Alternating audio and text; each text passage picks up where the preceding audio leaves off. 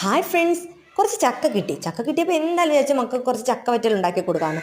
പണ്ടൊക്കെ ഞാൻ ചക്കവറ്റൽ ഇത്ര ഉണ്ടാക്കിയാലും കുറച്ച് കഴിയുമ്പോൾ തണുത്തു പോകും. ഞാൻ ഈ ചെയ്യുന്ന രീതിയിലാണ് നിങ്ങൾ ചക്കവറ്റൽ ഉണ്ടാക്കുന്നതെങ്കിൽ പെർഫെക്റ്റ് ആയിട്ട് നിങ്ങൾക്ക് കിട്ടും. അപ്പം ഞാനൊരു ബൗളിൽ കുറച്ച് മഞ്ഞൾപ്പൊടിയും വെള്ളവും കലക്കി വെച്ചിട്ടുണ്ട്. അര ഗ്ലാസ്സിൽ താഴെ മാത്രമേ ഞാൻ ചീനിച്ചട്ടിയിൽ വെളിച്ചെണ്ണ ഒഴിച്ച് കൊടുത്തിട്ടുള്ളൂ. ഇത് നമ്മൾ എപ്പോഴും ഫ്രൈ ചെയ്യുമ്പം പ്രധാനമായിട്ടും നമ്മളെ മൈൻഡിലുണ്ടാവണം, ഹൈ ഫ്ലെയിമിൽ തന്നെ ഫ്രൈ ചെയ്തെടുക്കണം. പിന്നെ മുങ്ങിക്കിടക്കണമെന്നൊന്നുമില്ല, ഇതുപോലെ അങ്ങ് ഇട്ട് കൊടുത്താൽ മതി. എന്നിട്ട് നമ്മൾ ജസ്റ്റ് ഇങ്ങനെ ഇളക്കി ഇളക്കി ഇളക്കി കൊടുക്കുമ്പം കുറച്ച് കഴിയുമ്പോഴത്തേക്ക് ചെറിയൊരു കിലിക്കിലാന്ന് സൗണ്ട് കേൾക്കും. ആ ടൈം ആകുമ്പോഴത്തേക്ക് നമുക്ക് ആ മഞ്ഞൾപ്പൊടി ഉപ്പും കലക്കിയ വെള്ളത്തിൽ നിന്ന് ഒരു സ്പൂൺ നമുക്ക് ഇതിനകത്ത് ഒഴിച്ചു കൊടുക്കാം.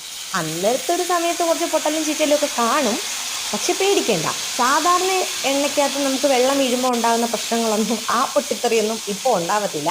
അത് ഒഴിച്ച് കുറച്ച് കഴിയുമ്പോഴത്തേക്ക് ആ ഒരു ശബ്ദമൊക്കെ അങ്ങ് നിൽക്കും. ആ പൊട്ടിത്തെറി പോലത്തെ സൗണ്ടൊക്കെ അങ്ങ് നിൽക്കുമ്പോഴത്തേക്ക് നമുക്ക് മനസ്സിലാവും. പിന്നെ നല്ല മൊരിഞ്ഞ സൗണ്ട് നമുക്ക് കേൾക്കുന്ന സമയത്ത് നമുക്കിത് എണ്ണയിൽ നിന്ന് കോരി മാറ്റാം.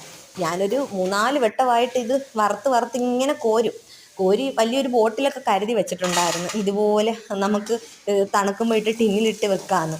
പക്ഷേ ഇവിടെ ഇളക്കലും പൊരിക്കലും മാത്രമേ നടക്കുന്നുള്ളൂ. ഇപ്പോൾ ഇടയ്ക്കിടയ്ക്ക് ഒരു കൈ നീണ്ടു വരും. കണ്ടു, ഇതുപോലെ രണ്ട് മക്കൾ രണ്ട് സൈഡിൽ നിന്ന് വന്നിട്ട് ആവശ്യത്തിന് പറക്കിക്കൊണ്ട് പോകുന്നുണ്ട്.